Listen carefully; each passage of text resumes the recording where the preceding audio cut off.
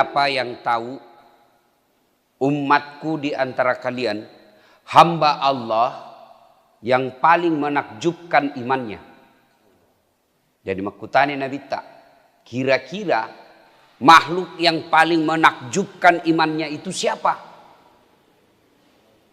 Sahabat menjawab, para malaikat ya Rasulullah. Nabi menjawab, bukan. Tanya nasa malaikat. Bagaimana mereka tidak beriman kepada Allah? Mereka bisa berdialog langsung dengan Allah.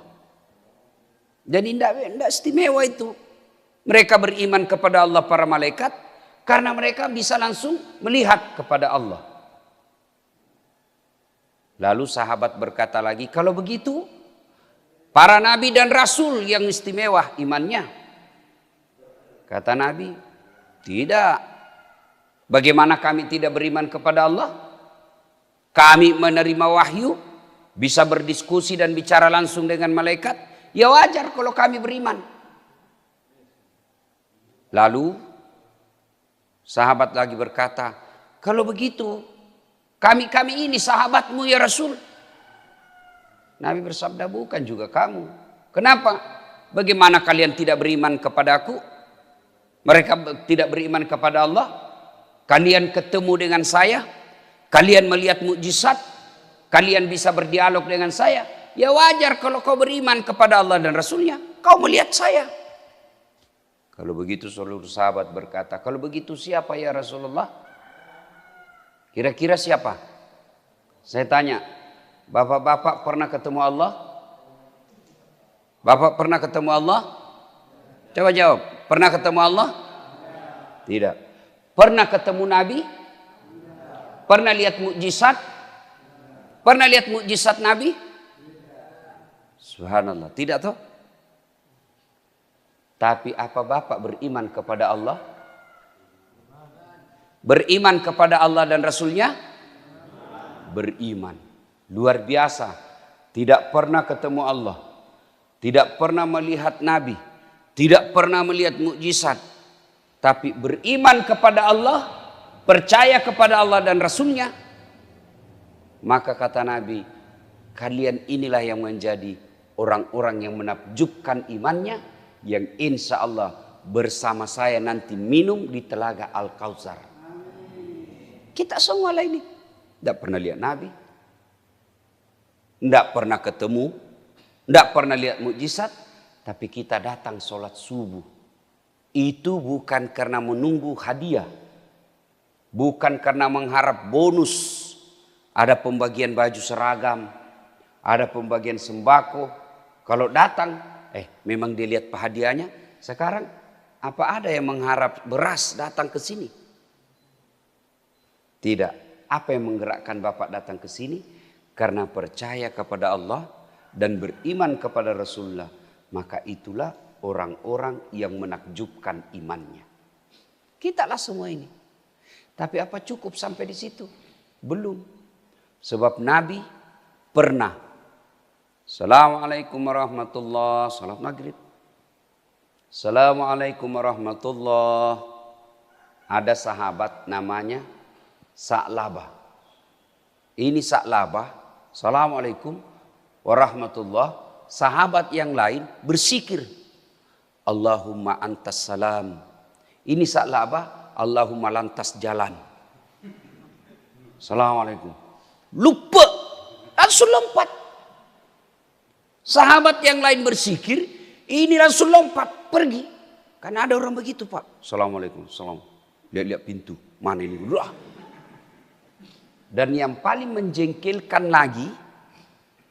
Dia ambil saf paling depan. Baru assalamualaikum. Langsung pergi. Karena dia bilang tidak ada doa bersama. Ada kan yang begitu? Itu tidak beradab. Kalau Bapak tidak mau doa bersama, tidak mau bersikir bersama selesai sholat, tolong hargai orang yang mau sikir. Gimana caranya?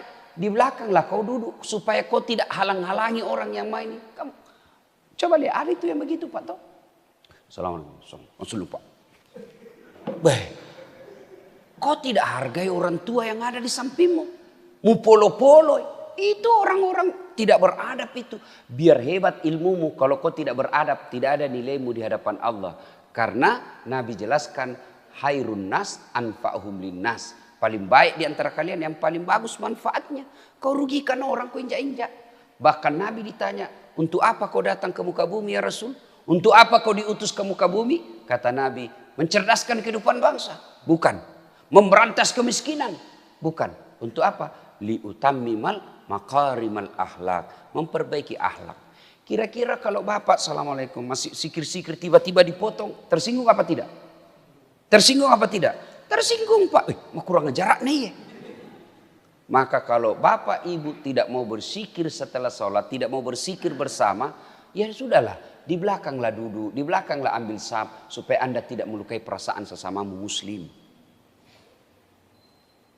Nah, ini Sa'labah, assalamualaikum warahmatullahi lompat. Dilihat sama Nabi. Sa'labah ini tidak tahu bersikir-sikir. Hari kedua juga begitu. Assalamualaikum warahmatullahi labesi. Hari ketiga begitu lagi. Dipanggil sama Nabi. Sa'labah sini kau dulu. Kau ini sombong sekali. Kayak kau tidak membutuhkan Allah dalam hidupmu. Ya selesai kau sholat berdoalah kau dulu. Duduklah kau sebentar. Bersikir-sikir. Memuji Allah. Berdoa. Ini kayaknya kau sombong sekali. Tidak membutuhkan Allah. Jadi kalau ada orang pak selesai sholat langsung pergi. Ada dua kemungkinan. Satu. Dia sombong merasa tidak membutuhkan Allah. Yang kedua mau sekali berak. Berak di jambang. Mudah-mudahan yang cepat pulang tadi itu. Karena mau buang air besar. Atau mau pergi urus perahu. Ya kan? Nah, akhirnya mendengar ini Sa'labah berkata, ya Rasulullah, sebenarnya ini sudah lama saya mau. Tapi baru ini ya sekesempatan lah. Saya ini orang miskin ya Rasul. Satu di sarungku. Ada di sini yang satu sarungnya? Ada di sini satu sarungnya pak? Tidak mungkin. Ini Sa'labah satu di sarungnya. Ya Rasulullah sik dimilih pakku kesik. Komondro kak masih kiri. Saya tinggal bersikir. Tidak ada nak pakai istriku. Menunggu kesengin istriku di rumah. Bergiliran nak pakai ini sarung. Sementara waktu maghrib cepat habis. Jadi kalau saya lama bersikir habis maghrib. Tidak ada dia pakai istriku. Kira-kira ada miskin begitu di sini? Ada? Tidak mungkin pak. Orang Bugis jangankan sarung satu. Istrinya aja kadang dua. Maka Sa'labah lalu berkata kepada Rasulullah. Ya Rasulullah karena sudah terlanjur anda tanya saya ini. Tolonglah doakan saya kasihan. Supaya saya kaya juga. Kata Nabi Sa'labah. Siapa teladanmu? Anda ya Rasulullah. Siapa yang kau contoh dalam hidupmu? Anda ya Rasulullah. Kau lihat saya kaya? Tidak ya Rasul. Ya sudah ngapain kau kaya pulang mah kau? Pulang. Kau pikir-pikirlah. Kau kira enak jadi orang kaya. Kau pikir-pikir dulu. Pulang Sa'labah. Besok ketemu lagi sama Nabi. Ya Rasulullah. Saya sudah pikir-pikir ini. Sudah pikir. Memang enak kalau miskin. Tapi lebih enak lagi kalau kaya ya Rasul. Kalau saya kaya ya Rasul. Alhamdulillah ada bisa rungkut dua. Istriku bisa bersikir dulu. Kalau saya kaya ya Rasul. Saya bisa beli kambing untuk kurban. Kalau saya kaya ya Rasul. Saya bisa bantu tetanggaku. Enaklah kalau kaya. Kata Nabi pikir kau dulu deh. Pikir kau. Sudah kupikir ya Rasul.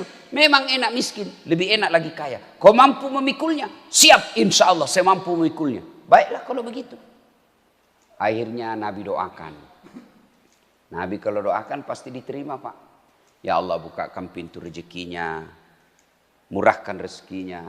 Sudah didoakan. Nabi kasih Alqamah. Alqamah ini. Sa'labah. Nabi kasih Sa'labah. Kambing. Seekor kambing betina. Yang hamil tidak ada suaminya. Kambing pak hamil. Tidak ada suaminya. Pernah lihat kambing di sini hamil tidak ada suaminya? Pernah? Ya biasa namanya juga kambing. Masa ada kambing akad nikah. Saksi das atlatif. Wih, kambing nikah. Kambing. Tapi biasa namanya kambing, Pak. Tapi sekarang zaman modern, banyak juga cewek mau saingan sama kambing. Hamil tidak ada suaminya. Bembe. Ya? Nah, pulang. Dikasihlah kambing hamil. Subhanallah, dengan izin Allah, dari 1 ekor menjadi beberapa ekor. Dari beberapa ekor menjadi puluhan ekor. Mulailah si ibu Sa'labah. Yang tadinya belum azan sudah di masjid, ini kamak nih baru datang. Dah bilang Nabi, nak kenan ya balak Sa'labah. Lewat. Dulu waktu belum ada perahunya, belum azan sudah ada di masjid. Sekalinya sudah ada perahunya. Sudah kamak baru datang. Sibuk nih ngurus ilopina. Akhirnya apa? Makin hari dari puluhan ekor menjadi ratusan ekor. Akhirnya apa? Bukan lagi kamak dia datang. Mas sebuk nih. Masbuk Pak. Sudah rakaat terakhir baru datang. Dalam hati Nabi nak kenatongannya wala. Karena betul sudah ini musibah Sa'labah. Lama-lama makin banyak kambingnya. Tidak muncul Sa'labah. Tidak muncul sama sekali berjamaah. Lalu Nabi bertanya, saudara-saudara sekalian, ada yang lihat Sa'labah? Tidak ya Rasul, sibuk ngurus kambing. Inna lillahi wa inna ilaihi raji'un. Apa yang saya cemaskan betul terjadi. Kan banyak begitu Pak Tok. Waktu belum punya mobil, biar hujan datang jamaah Pak. Sekalinya sudah punya mobil, tidak pernah melihat masjid. Akhirnya turun ayat perintah tentang zakat. Nabi katakan, kau pergi minta zakatnya Sa'labah. Kau mintai, suruh bayar zakat kambingnya. Pergilah sahabat. Assalamualaikum warahmatullahi wabarakatuh. Waalaikumsalam warahmatullahi wabarakatuh. Kau, ya Sa'labah, kami diperintah Rasulullah untuk mendatangimu minta zakatmu. Minta kau keluarkan kambingmu. Apa kata Sa'labah? Apa? Nabi minta kambing, bayar kau zakatmu. Enakmu.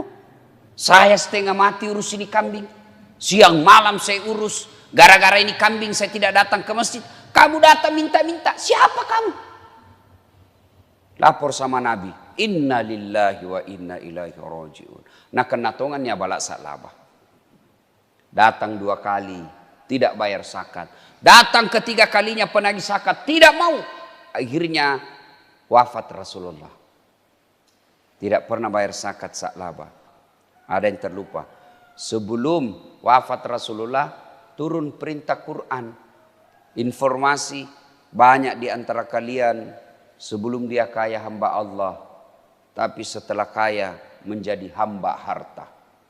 Wetuna rodega ga waramparana maraji mas sempajang si sekalina mega waramparana nalupai ni punga Allah Ta'ala lebih nasompa ni waramparana. Ayat ini disampaikan kepada Sa'labah. Sa'labah, baru ayat turun. Kamu nak kena ini.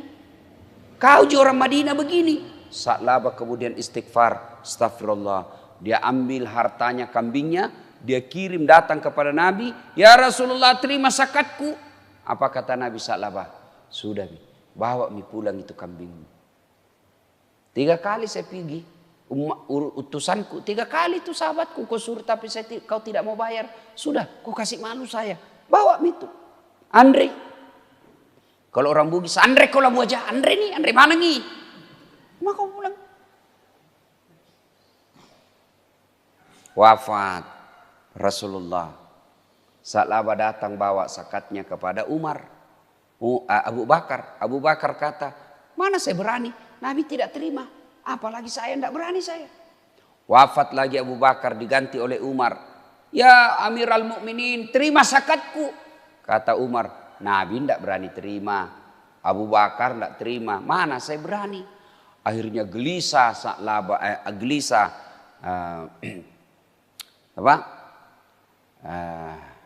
Gelisahlah ini sahabat ini, tidak bayar zakatnya, sengsara perasaannya. Alqamah ini, ya, Sa'labah maksud saya, sengsara dia. Wih, Nabi tidak terima zakatku, Abu Bakar tidak terima zakatku, Umar tidak terima zakatku. Dia gelisah. Akhirnya apa? Bangkrut.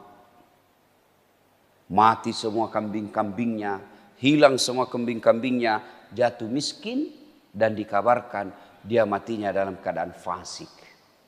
Na'udzubillah min zalik. Nah, banyak di antara kita begitu, Pak. Sebelum dia kaya, rajin berjamaah di masjid. Sebelum dia kaya, baik sama tetangganya. Sebelum dia kaya, bagus sopan santunnya. Tapi setelah kaya, tidak pernah lagi datang ke masjid. Jangankan tetangga, saudara kandungnya saja dia sudah tidak baik sama dia. Maka sesungguhnya kekayaan paling enak itu, Pak, kekayaan paling tinggi bukanlah harta, tapi iman. Harta tidak dibawa mati. Saya bilang sama istriku, tidak usah kau bingung soal harta. Nah, kau tidak bawa mati itu harta. Nah, bilang memang tidak dibawa mati, tapi kalau tidak ada harta rasanya mau mati. Iya toh? Nah, Bapak Ibu Saudara-saudara sekalian, Sa'labah ketika tidak punya kambing, nikmat hidup iman dia dapati. Dia datang berjamaah di masjid, dan itu sisi mulia di hadapan Allah Subhanahu wa taala. Tapi setelah dia punya kambing ratusan ekor, akhirnya imannya hilang. Dan orang kaya itu, Pak, jangan pikir enak jadi orang kaya. Itu orang kaya itu banyak pertanyaannya nanti di akhirat. Ditanya kambingnya, ditanya perahunya, ditanya mobilnya, ditanya tabungannya, ditanya semua itu rumah-rumahnya. Banyak pertanyaan. Kalau kita orang miskin, apa mau ditanyakan? Rumah, kontrak. Mobil, angkutan umum. Motor, Grab, Gojek. Sepeda, tidak punya. Apa pi mau ditanyakan? Apa pi? Cincin, palsu. 10.003. Apa mau ditanyakan nih, Pak? Coba. Orang kaya, biar giginya ditanya. Itu emas di gigimu dari mana kau dapat itu? Itu ditanya semua, Pak. Jamu itu kalau dilihat gajimu, tidak bisa kau beli itu. Dari mana? Mau ditanya semua. Kalau kita orang miskin jam, tidak ada. Jadi cepat. Itu orang kaya. Masuk juga surga, tapi mega pakutanana, Pak. Orang miskin sudah dalam surga, orang kaya masih ditanya. Jadi ada cerita. Tersangka pertama maju. Nama Inem. Pekerjaan pembantu rumah tangga. Gaji, hartamu kau dapat dari mana? Gaji bulan-bulan 1,5 juta. Jadi pembantu. Tuhan, sebenarnya tidak ada cita-citaku jadi pembantu. Tapi karena tidak ada ijazahku, tidak ada sertifikatku, mamaku sakit di kampung, ya saya jadi pembantu supaya ada gaji, saya belikan obat mamaku, kasihan. Tiap bulan kekirim orang tuaku 1.500.000 untuk saya. Tiap bulan itu. Wih, hebat. Mobil, tidak ada. Rumah, tinggal di rumahnya majikan. Tabungan, apa mau menabung, yang mau dimakan bulan-bulan saja tidak cukup. Kau sholat. Bukan cuma 5 waktu, tahajud saya bangun kalau saya ada masalah. Kau puasa, alhamdulillah bukan cuma Ramadan, Senin Kamis saya puasa. Kau sedekah, ya kadang-kala kalau saya beli sayur, saya beli ikan 1.000 rupiah untuk penjual sayur. Bagus kalau begitu. Kau masuk surga, Inem, masuklah surga. Tidak banyak pertanyaannya, Pak. Masuk surga. Beberapa tahun kemudian, tersangka nomor 1013 maju. Wih, Nalia Inem, ini bosku. Ini yang paling seke ini. Dia diintip sama Inem. Bagaimana modelnya dia ditanya? Mulailah ditanya, Pak. Nama? Haji Waco. Pekerjaan? Juragan kapal. Mulai ditanya. Itu kapalmu dari mana? Tidak jelas, ditumbuk. Tak lempar matanya satu, Pak. Ditumbuh dikeluar ke matanya Pak. Itu palu-palunya malaikat, kata Nabi 7 kali beratnya dunia dan isinya baru sama. Bayangkan itu Pak. Bayangkan itu palu-palunya. 1 kali di palu-palu Pak, tak lempar 7 tahun baru sampai. Nah bilang ini, mau saya lihat ini bosku. Iya nama paling masih kein banyak bicara ini. Oh ditanya. Tidak jelas Pak. Ditanya lagi, mobilmu dari mana? Anu apa? Duh! Ditempelin lagi Pak, keluar telinganya. Berdarah-darah nih. Masuk tonji surga Pak. Tapi banyak pertanyaan. Tapi Bapak belur nih. Mak darah-darah mana dia Pak? Bengkok nih mukanya. Patah-patah kakinya. Masuk di surga. Jalan setengah mati. Masuk dia surga. Ketemu sama Inam pembantunya. Dia bilang Inam, Pak Ji. Kenapa Ki? Jangan banyak bicara situ. Kok dari baru muncul? Saya ini sudah lama di dalam. Kenapa baru muncul? Saya terlambat Inam. Kenapa bisa terlambat? Saya kira ada mobil tak 3. Dia bilang itu mobil banyak sekali pertanyaannya. Ibu bapak saudara-saudara sekalian. Miskin beriman jauh lebih baik daripada kaya fasik. Saya ulang. Miskin beriman jauh lebih mulia daripada kaya jabatan tinggi tapi fasik. Pilih mana Pak? Miskin beriman, kaya kafir. Pilih mana? Pilih mana? Kalau saya pilih kaya beriman. Paling sial sudah miskin, fasik. Sudah miskin, dah sholat. Itulah yang paling sial hidupnya. Nah ibu bapak saudara-saudara sekalian, makna terpenting dari taklim kita ini, pelihara iman. Kalau kita miskin harta, jangan putus asa. Tapi kalau miskin iman, itulah kemiskinan yang paling menyakitkan. Tapi demi Allah, saya jarang melihat orang yang baik sholatnya, rajin puasa Senin Kamis, ngajinya bagus, tidak merugikan orang, bagus akhlaknya. Jarang saya lihat ia miskin. Jarang. Tidak banyak hartanya, tapi bahagia hidupnya. Berapa banyak orang Pak, tidak pernah kita lihat datang masjid sholat. Jangankan 5 waktu, Jumat saja dia jarang. Datang hari Jumat tapi paling terlambat datang, paling cepat pulang. Orang khotbah dia tidur. Begitu selesai khotbah itu langsung bangun. Aliran apa ini? Tidak ada khotbahnya. Bukan tidak ada kau yang tidur dong. Ya kan? Aja begitu. Tidak pernah datang ke masjid. Tapi kok hartanya banyak? Sesungguhnya harta itu yang Allah berikan. Bukanlah nikmat tapi azab. Ini kan dunia nelayan ini toh. Ya kan? Bapak tahu kalau mepekang, mancing. Pernah mancing Pak? Pernah?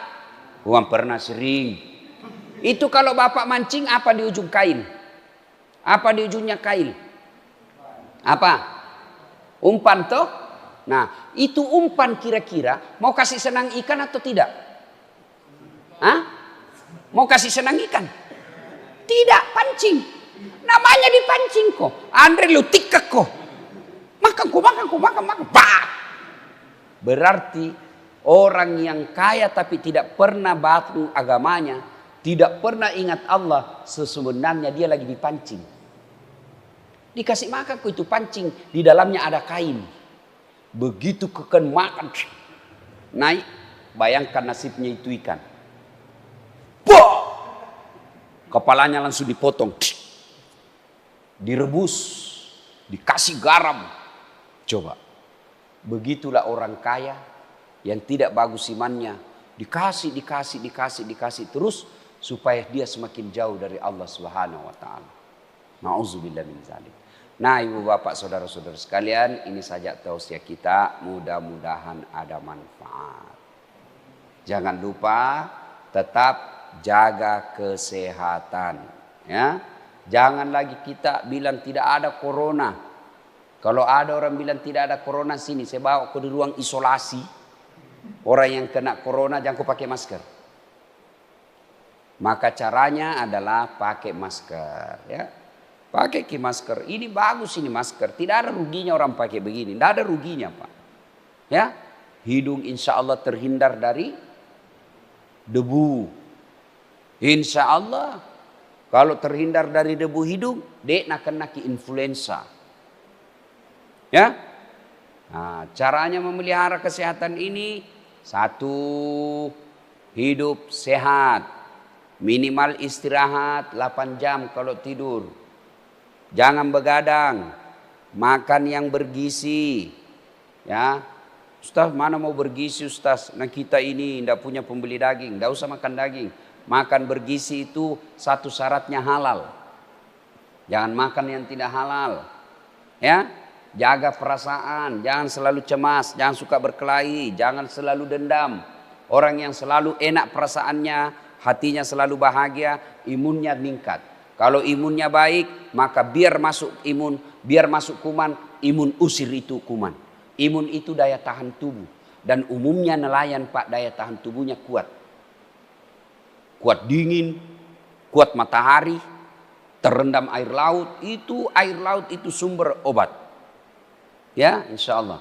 Nah, sudah itu jaga jarak, pakai masker, jangan pernah pegang tangan sebelum cuci tangan. Jangan pernah pegang muka sebelum cuci tangan. Insya Allah selebihnya bertawakal kepada Allah Subhanahu wa taala.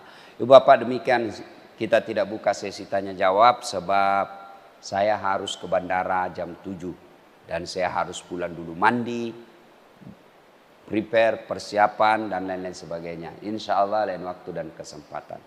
Terima kasih seluruh seruk mana, saya dengar di sini banyak orang Bugis, ya. Jaga marwah dan harga diri orang Bugis, ajak tama pakai sirik-sirik ko kampung atau ya.